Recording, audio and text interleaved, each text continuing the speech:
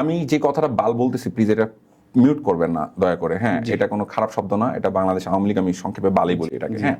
So বালের যে বালের সাথে সংশ্লিষ্ট ছিল, যে সবসময় বালের খাইছে, গালের বালের পড়ছে, বালের হাঁকছে, গালের মুচ্ছে, বালেই মুচ্ছে, বালেই হাঁকছে, সবকিছু বালেই করছে 24 ঘন্টা। মানে একদম যদি সত্যি কথা বলে আরো যদি স্পেসিফিক করে বলি, ধরেন গণভবনের বাইজি বলে আমাদের রাহাত শান্তনু ভাই, ওই গণভবনের বাইজি বা গণভবনের সাথে সংশ্লিষ্ট বা শেখ হাসিনা গণহত্যাকারী শেখ হাসিনার সাথে খুব বেশি ক্লোজ ডোরে ছিল, বা আপনি দেখবেন জুনায়েদ আহমেদ পলক, তারপরে ওই ড্যান্ডিখোর আমাদের যে আরাফাত যে তথ্যমন্ত্রী ছিল, ওদের সাথে যারা ইনভলভ ছিল দেখবেন তারাই দেখবেন যে সবচেয়ে বেশি প্রশ্ন ওরা করছে। ওরা আসলে যদি আমার টাইমলাইন চেক করে, আমার টাইমলাইন অনেকগুলো জিনিস পাবে। সেটা হচ্ছে 2009 সালে আমি কিন্তু পিলখানা হত্যাকাণ্ডের সময় ভোকাল ছিলাম। আমাকে নিয়ে শাহবাগে কিন্তু ছাগু ট্যাগ দিয়ে, আমাকে ছাগু ট্যাগ দেওয়া হয়েছে, ওই সময় মনে আছে ছাগু ট্যাগ দেওয়া হচ্ছিল, যে ছাগু ট্যাগ দেওয়া হয়েছে, আমাকে নিয়ে স্লোগানও দেওয়া হয়েছে আমার এগেনস্টে শাহবাগে একটা সময়, একটা পোর্শন, ছোট্ট একটা পোর্শনে। আমি কিন্তু কথা বলেছি কোটা আন্দোলনের সময়, প্রথম নিরাপদ সমাজচারী আন্দোলনের সময়, তারপরে কোটা আন্দোলনের সময়, তারপরে কোটা আন্দোলনের সময়। প্রবলেমটা হইলো কি, আপনি তো ছিলেন অন্ধ, আপনি তো বেসিক্যালি একটা বাল। সো আপনি যেহেতু বাল, সেহেতু আপনি আমাকে যদি ভেরিফাই না করতে পারেন, আপনি যদি আমাকে প্রশ্নবিদ্ধ করতে না পারেন, তাহলে তো আপনার গ্রাউন্ডে স্ট্রং হবে না, কারণ আমি তো আপনার জন্য বিপজ্জনক। আমার কিন্তু ওই ইন্টেনশনটা ছিল না যে ব্যক্তি, একটা মরহুম মানুষ যে মারা গেছে, মৃত, তাকে ভেরিফাই করা। আমার টার্গেট ছিল যে তোমরা যে টেন্ডেন্সিটা আবার নিচ্ছ, এই মুক্তিটা ব্যবহার করে বা এই ফেসটা ব্যবহার করে সেটাকে আটকাইতে হবে। এই জন্য যখন ওরা বলছে বিনম্র শ্রদ্ধাঞ্জলি, আমি বলছি বিনম্র মংধাঙ্গুলি। কারণ হচ্ছে আমি কিন্তু এটা যদি কেউ বলে যে তুমি তো শেখ মুজিবরে বলছো, no no no no no, আমি তোদেরকে বলছি।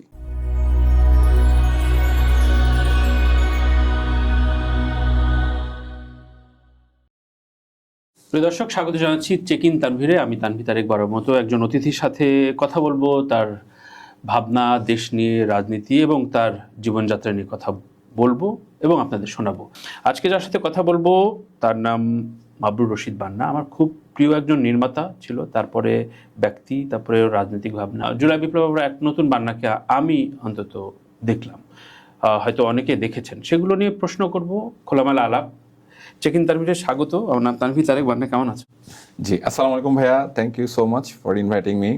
আর সত্যি খুব ভালো লাগছে কোলাহলের আপনার এই পডকাস্টে আমি অনেকবার দেখেছি, আমার অনেক ভাইদেরকে এখানে আপনি ডেকেছেন, তাদেরকে নিয়ে আপনি পডকাস্ট করেছেন, তারা অনেক চমৎকার চমৎকার কথা বলেছেন এবং অনেক, আমি বলবো, আর্কাইভিং ভ্যালু আছে এরকম কথা তারা বলে গেছেন। সেই জায়গা থেকে আপনাকে একটা ধন্যবাদ জানাতে চাই এবং অসংখ্য ধন্যবাদ তানভীর ভাই। আমি আপনাকে প্রচণ্ড রেসপেক্ট করি একজন সত্যবাদী মানুষ হিসাবে। আপনি যথেষ্ট পরিমাণ সত্য বলার চেষ্টা করেন এবং সেই জায়গাটা থেকেও ধন্যবাদ যে আপনি আমাকে এখানে ডেকেছেন, আজকে কিছু সত্য কথা বলার সুযোগ করে দিচ্ছেন। Thank you.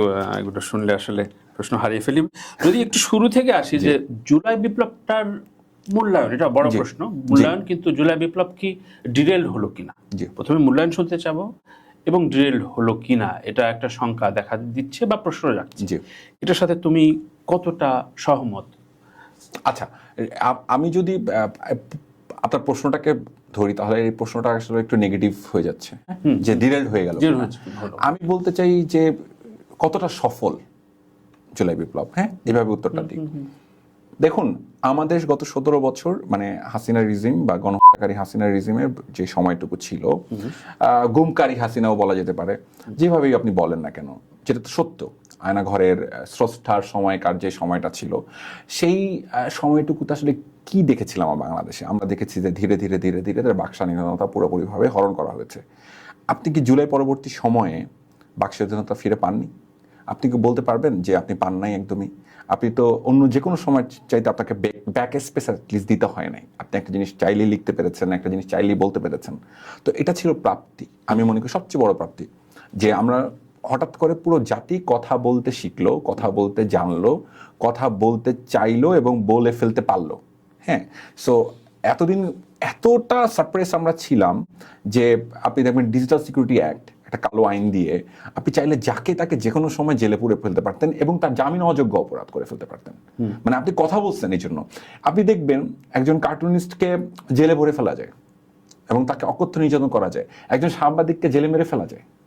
আপনার কি সেই সাক্ষীগুলো? একজন লেখককে মেরে ফেলা হয়েছিল, সাংবাদিক একজন লেখককে মেরে ফেলা হয়েছিল, আপনার মনে আছে নিশ্চয়ই। এবং কতজনকে গুম করা হয়েছিল, কতজনকে যে আয়নাঘরে রাখা হয়েছিল তার কোনো নিরবতা নাই। কত বাবা এখনো তার সন্তানের কাছে ফিরেনি, সন্তান এখনো কাঁদে, হাউমাউ করে চিৎকার করে, তার তার স্ত্রী তার পথের দিকে তাকিয়ে থাকে, তার মা এখনো ঝাপসা চোখে থাকে। আল্লাহ, একজন মাকে আমি ওই দিন শুনছিলাম, সুমন ভাই, তুলিয়া আপার ভাইয়ের কথা বলছি, মা বলছে আমার ছেলেটা কি ফিরবে না, আমার ছেলেটা এখনো, তার মা কিন্তু অপেক্ষায় আছে, তার হয়তো কোনো একদিন গেট খুলে দেখবে যে তার সন্তান ফিরে আসছে। তো এই যে অবস্থান থেকে এই যে এখন যে মাটা আশা করছে যে ফিরে হয়তো আসবে তার সন্তান, সেটাও কিন্তু এই জুলাইয়েরই প্রাপ্তি আমি মনে করি। এবার জুলাইয়ের অপ্রাপ্তি কি বলি? অপ্রাপ্তি হচ্ছে এটাই, জুলাইটাকে যেভাবে যেই আশা আমরা নিয়েছিলাম, আমরা যে আশা করেছিলাম যে একটা সুস্থ রাজনীতির দেশ দেখব, একটা অনেক কিছু আইন শৃঙ্খলা পরিস্থিতির উন্নতি দেখব, আস্তে আস্তে দুর্নীতিগুলো কমে যাবে, সেই জায়গাগুলো দেখব। আমি মনে করি এখানে সবার আসলে কালেকটিভ ব্যর্থতা আছে, শুধুমাত্র ইন্ট্রিমের ব্যর্থতা আমি বলবো না। ইন্ট্রিমের একটা বড় ব্যর্থতা আছে, যেহেতু তারা লিড করেছে। এখানে সমাজের এলিট ক্লাস থেকে বিভিন্ন লোকগুলোকে এখানে বসানো হয়েছে, যারা আসলে বেশিরভাগ ক্ষেত্রেই তারা আসলে সমাজের রুট লেভেলে বা সাধারণত যারা একদমই সাধারণ লেভেলে যারা সাফারার, তাদের সাফার তারা বেশিরভাগ ক্ষেত্রে করেন নাই। আমি সবার কথা বলছি না, দু একজন উপদেষ্টা ছিলেন যারা করেছেন, এবং বেশিরভাগই ছিল হচ্ছে আপনি দেখবেন খুবই সুবিধাভোগী। এবং আপনি দেখবেন যে ওই সময় অনেকেই ছিল যারা বিভিন্ন উপদেষ্টা হয়েছেন, যারা গত 17 বছর শুধু চেটেই আসছেন, এবং দেখবেন কেলায় কেলায় ছবি তুলছেন তারা বিভিন্ন কালো কুত্তার পেন্দানো লোকদের সাথে। আমি যেটা বলতে চাচ্ছি আশা করি দর্শক বুঝবে। সো এবং কেলায় কেলায় ছবি তুলছে, তাদের কারণে অকারণে তাদেরকে গ্লোরিফাই করছে। ঠিক আছে, বুঝলাম, সিনিয়রদের ঠিক আছে বুঝলাম উপদেশটা, কিন্তু নাহিদ, মাহফুজ, আসিফদের যে তাদের প্রতি যে প্রত্যাশা, তারা কিভাবে এত দুর্নীতিগ্রস্ত? প্রথমত ভাই যেটা দায়ী করবো সেটা দায়ী করবো, প্রথমত দায়ী করবো আমি ওদেরকে একটু ডিফেন্ডই করবো প্রথমত, তারপরে আবার একটু দায়ী করি। ডিফেন্ডটা করতে বলবো যে ডিফেন্ডটা এই অর্থে বলবো যে ইনএক্সপিরিয়েন্স। তারা হয়তো ভালো কিছু চেয়েছিল, ওই যে বললাম আপনাকে এলিট ক্লাসের কিছু ইতর বদমাইশও তো আপনার এটার মধ্যে অংশ গ্রহণ করেছে। এলিট ক্লাস শুধু না, আপনি ব্যুরোক্রেটদের একটা বড় অংশ আছে, বিভিন্ন রাজনৈতিক দল, তারা কি চেয়েছিল ইন্টারিম সফল হোক? মানে অনভিজ্ঞ হলেই কি অসৎ হওয়াটা মানে জাস্টিফাই হয়ে যায়? এখনো তো অসততা আপনি প্রমাণ করতে পারেন নাই। আপনি যতক্ষণ পর্যন্ত প্রমাণ করতে না পারছেন ততক্ষণ পর্যন্ত তো আপনি কাউকে অপ্রমাণিত ভাবে আপনি তাকে ইয়া করতে, যেমন শেখ হাসিনা প্রমাণিত, সেজন গণহত্যাকারী, সেজন গুমকারী, তার ফাঁসি হয়ে গেছে, রায় হয়েছে, রাইট? সো আমি তখন তাকে এটা বলতেই পারি যে আপনি এখন যদি আপনি ওদেরকে বলেন যে সবার কথা শুনে আমি ওর কথা বলতেছি, বলতেই পারেন। এখন আমার কথা শুনে মনে হবে বান্না ভাই আপনি কি তাদের পক্ষে কথা বলতেছেন? না, আমি পক্ষে কথা বলতেছেন, আমি আইনের কথা বলতেছি। আপনি যতক্ষণ পর্যন্ত একজনকে অ্যাকিউজকে আপনি বলতে পারেন আমরা সন্দেহ করি, ওকে, আমি সন্দেহের জায়গা থেকে যদি বলেন যে বান্না এটা 100% ধরে নিতে হবে ওরা চুরি করছে, হ্যাঁ, এটাও আমি শুনছি, এমন একজন এপিএস 200 কোটি টাকা মারছে, আমি শুনছি, আপনিও শুনছেন, কিন্তু এটা এখনো প্রমাণিত হয় নাই, প্রমাণিত আলাপ আছে। সো আমি ধরে নিয়ে যদি এটা কথা বলি যে হ্যাঁ ওরা অসততা করছে কিনা, হ্যাঁ অসততা করছি, অনেকেই অনেক জায়গায় করছে, শুধু একজন জায়গায় করছে নাকি, সারা বাংলাদেশে বিভিন্ন অঞ্চলে বিভিন্নভাবে বিভিন্ন ইয়াতে, যেটা ছাত্রদের কাছ থেকে আমাদের অনেক বেশি এক্সপেকটেশন ছিল, আসলে ছাত্র অনেক বৃহৎ অর্থে সহজভাবে বলো যে অসততা করছে বা করে না এখনো প্রমাণিত হয়নি, বুঝলাম, ঠিক আছে। কিন্তু আগে যেটা জুলাই বিপ্লবের পরবর্তী সময়ে 6 মাস উল্টা সব মানুষ ডিফেন্ড করতো যে না ওর সম্পর্কে ওকে ছেড়ে দিতে হবে, ওরাই বিপ্লব এনেছে। কিন্তু পরবর্তী 6 মাস এবং ইন্টারিম গভর্নমেন্ট চলে যাওয়ার পর এদের প্রত্যেকটা কমেন্ট দেখো, পাবলিক কিন্তু এদের এই যে ওরা যে দুর্নীতিগ্রস্ত হয়েছে, ওরা যে ডিরেল হয়ে গেছে, এগুলো বিশ্বাস করছে এবং উল্টা গালিগালাজ করছে। এই পরিবর্তনটা এই 18 মাসে ওদের এত অজনপ্রিয় হয়ে যাওয়ার কারণটা? এই যে বললাম অজনপ্রিয় হয়ে যাওয়ার এক্সপেকটেশন অনেক হাই ছিল, স্কাই হাই। তো আপনার এক্সপেকটেশন, আপনি যে এক্সপেকটেশন মিট করতে পারেন নাই, আপনাকে সততা হোল স্কোয়ার হওয়া উচিত ছিল, সহজ কথা, যেটা হয়তো হয়ে ওঠে নাই, একদমই হয়ে ওঠে নাই। হয়তো দিয়ে কেন বলছি সেটা হচ্ছে, আমি আবারও বলছি, আমি যতক্ষণ পর্যন্ত একজন প্রমাণিত না তারা আমি দোষারোপ করতে চাই না, কিন্তু তারপর আমি ধরে নিয়েই কথাটা বললাম। ধরুন হয়তো ওই যে ব্যর্থতা, যে আপনি পারেন নাই সততা সম্পূর্ণ প্রমাণ করতে, অবশ্যই তার আশেপাশের লোকজন ছিল যারা বাইরে এসে বলছে যে এরা চুজবাটপাড়ি করতেছে, নাইলে তার বাইরে এই গল্প আসে না নিশ্চয়ই। তো তারা যদি সৎ থাকতো তাহলে জুলাইয়ের জন্য ভালো হতো, তাদের জন্য ভালো হতো, তাদের রাজনীতিতে লং রানে অনেক বড় জায়গায় যেত, তারা অনেক পপুলারিটি অল্প সময় পেত। যদিও ওরা এবার নির্বাচনে বেশ ভালোই করেছে, কিন্তু ওদের অবস্থা আরো ভালো হতো আমি মনে করি। নির্বাচনী কৌশল নিয়ে আমি একটু পরে যাব। বান্নার অবস্থান বা বান্নার জুলাই বিপ্লবের সাথে সংহতি প্রকাশটা ঠিক কবে থেকে? এটা নিয়ে তোমার বন্ধু বান্ধবের ভিতরে অনেক রকম কথা ছড়ায়, ফেসবুকে এসছে বলে আমি একটু ক্লারিফাই করতে চাই। যে বলা হচ্ছে যে তুমি হঠাৎ করে উড়ে এসে জুড়ে বসা, মানে খুব বেশি তোমার মানে অতি আবেগ দেখিয়েছো, তোমার আগের ব্যাকগ্রাউন্ডটা কম, হঠাৎ করে তুমি অতি বিপ্লবী হয়ে গেছো, এ ধরনের কথা রয়েছে। আমি একটু আজকে যেহেতু বান্নাকে পেয়েছি, আমি একটু খোলামেলা শুনতে চাই। Thank you for asking this question. এটা ক্লিয়ারিফাই করার খুব দরকার ছিল আসলে। হ্যাঁ, ক্লিয়ারিফাই করার দরকার ছিল ওটা এই জন্য, আমার নিজের জন্য দরকার ছিল এবং ওই বালগুলোর জন্য দরকার ছিল। আমি যে কথাটা বাল বলতেছি, প্লিজ এটা মিউট করবেন না দয়া করে। হ্যাঁ, এটা কোনো খারাপ শব্দ না, এটা বাংলাদেশ আওয়ামী লীগ, আমি সংক্ষেপে বালই বলি এটাকে। হ্যাঁ, সো বালের যে বালের সাথে সংশ্লিষ্ট ছিল, যে সবসময় বালের খাইছে, গালের বালের পড়ছে, বালের হাঁকছে, গালের মুছছে, বালেই মুছছে, বালেই হাঁকছে, সবকিছু বালেই করছে 24 ঘন্টা। মানে একদম যদি সত্যি কথা বলে আরো যদি স্পেসিফিক করে বলি, ধরেন গণভবনের বাইজি বলে আমাদের রাহাত শান্তনু ভাই, ওই গণভবনের বাইজি বা গণভবনের সাথে সংশ্লিষ্ট বা শেখ হাসিনা গণহত্যাকারী শেখ হাসিনার সাথে খুব বেশি ক্লোজ ডোরে ছিল। বা আপনি দেখবেন জুনায়েদ আহমেদ পলক, তারপরে ওই ড্যান্ডিখোর আমাদের এই যে আরাফাত যে তথ্যমন্ত্রী ছিল, ওদের সাথে যারা ইনভলভ ছিল দেখবেন তারাই দেখবেন যে সবচেয়ে বেশি প্রশ্ন ওরা করছে। ওরা আসলে যদি আমার টাইমলাইন চেক করে, আমার টাইমলাইন অনেকগুলো জিনিস পাবে। যেটা হচ্ছে 2009 সালে আমি কিন্তু পিলখানা হত্যাকাণ্ডের সময় ভোকাল ছিলাম। আমাকে নিয়ে শাহবাগে কিন্তু ছাগু ট্যাগ দিয়ে আমাকে ছাগু ট্যাগ দেওয়া হয়েছে। ওই সময় মনে আছে ছাগু ট্যাগ দেওয়া হচ্ছিল, যে ছাগু ট্যাগ দেওয়া হয়েছে, আমাকে নিয়ে স্লোগানও দেওয়া হয়েছে আমার এগেনস্টে শাহবাগে একটা সময়, একটা পোর্শন, ছোট্ট একটা পোর্শনে। আচ্ছা, আমি শাপলার সময়, আন্দোলনের সময় কিন্তু আমি ভোকাল ছিলাম। আমি যেভাবে যে ব্ল্যাক আউট করে মারা হচ্ছে এটার এগেনস্টে ছিলাম।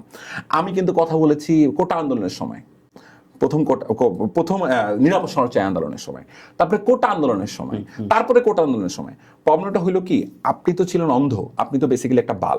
সো আপনি যেহেতু বাল, সেহেতু আপনি আমাকে যদি ভেরিফাই না করতে পারেন, আপনি যদি আমাকে প্রশ্নবিদ্ধ করতে না পারেন, তাহলে তো আপনার গ্রাউন্ডে স্ট্রং হবে না। কারণ আমি তো আপনার জন্য বিপজ্জনক, কারণ আমি কথা বললে আপনি ধরা খান।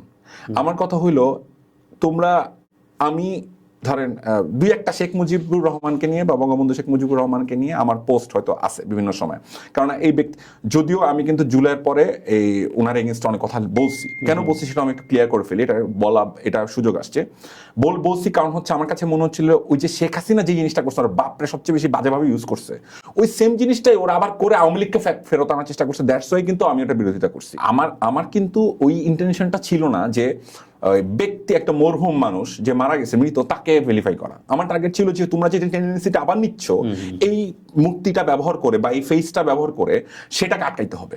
এই জন্য যখন ওরা বলছে বিনম্র শ্রদ্ধাঞ্জলি, আমি বলছি বিনম্র মংধাঙ্গুলি। কারণ হচ্ছে আমি কিন্তু এটা যদি কেউ বলে যে তুমি তো শেখ মুজিবরে বলছো, no no no no no, আমি তোদেরকে বলছি। কারণ তোরা যে ওয়েতে জিনিসটা ডিল করতেছিস বা আপনারা যে ডিল করতেছেন, যেভাবে ফেরত আনার চেষ্টা করতেছেন, this is not the right way. এবং এটা বুঝে না বুঝে আমারই অনেক ক্লোজেস্ট ভাই ব্রাদার করছে। আমার প্রশ্ন সেখানে, আমি আসতেছি, আমার ক্লোজেস্ট অনেক ভাই ব্রাদার করছে। আমার এখন সবাইকে তো আমি বুঝ দিতে পারবো না। আমি এটা করছি, আমার ক্লোজেস্ট ভাই ব্রাদারদেরকে আমি বলছি, তোমরা কি বুঝতেছো, তোমরা বুঝে বা না বুঝে তোমরা আবারও বাল ফেরত আনার একটা প্রজেক্ট করতেছো, একটা গণহত্যাকারী দলকে ফেরত আনার প্রজেক্ট করতেছো, যেটা নিজের ভিতর ডিভিশন থাকবে। কারণ বিপ্লবীদের ভিতর প্রতিযোগিতা থাকে। বিপ্লবী কোন অর্থে বলতেছেন আপনি? অবশ্যই তুমি বিপ্লবের অবস্থান থেকেই তুমি এই কাজগুলো করছো, তাই না? আমি তো করবই।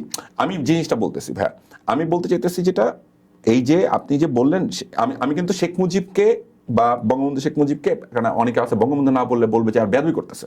আমার ওনার সাথে একজন মৃত ব্যক্তির সাথে আমার কোনো রাগ নাই। যে মৃত তাকে আমি কোনোভাবে, তাকে আমি শ্রদ্ধাও করতে চাই। 71 পূর্ববর্তী অবস্থান, তার ভূমিকা, এটাকে শ্রদ্ধা করতে হবে। কারণ আমি এখানে একটা উদাহরণ দিতে চাই, দেশনেত্রী বেগম খালেদা জিয়া, উনি সংসদে কিন্তু বঙ্গবন্ধু শেখ মুজিবুর রহমানকে রেসপেক্ট প্রদান করছিলেন, এটা কিন্তু রেকর্ড, অন রেকর্ড। সো আমি ওই যেহেতু আমি দেশনেত্রী বেগম খালেদা জিয়াকে আমি একজন পলিটিক্যাল আইডিওলজির জায়গা থেকে আমি ওনাকে বিশ্বাস করি, সো সেই জায়গা থেকে আমি ওনাকে ওই রেসপেক্টটা করি। কিন্তু যখন আপনি এই মূর্তিটা ব্যবহার করে, এই ফেসটা ব্যবহার করে আবারও আকামটা করবেন, তখন আমি এটা আটকাবো। আচ্ছা ভাই, ওই জায়গাটা আসলাম। এখন আমার টাইমলাইন যেগুলো আছে, আমার টাইমলাইন যদি চেক করেন বা আমার কথাবার্তা, আমার অ্যাক্টিভিটি, আমি অবশ্যই যে বাল করে সারা জীবন, সে বালের খায়, আমি যে বললাম বালের খায়, বালের মধ্যে, বালের হাগে, বালের খায়, সবকিছু বালের মধ্যেই থাকে। ওরে তো আমি মিস কল দিয়া বলবো না যে, বা কল দিয়া বা ভয়েস রেকর্ড পাঠায় বলবো না ভাই আমি যাইতেছি, আমি এটা করতেছি। আমি কি করতেছি সেটা তো আমার ফাইট। সো আপনি কিন্তু আমার সাথে কোনো মন্ত্রী ছবি পাবেন না।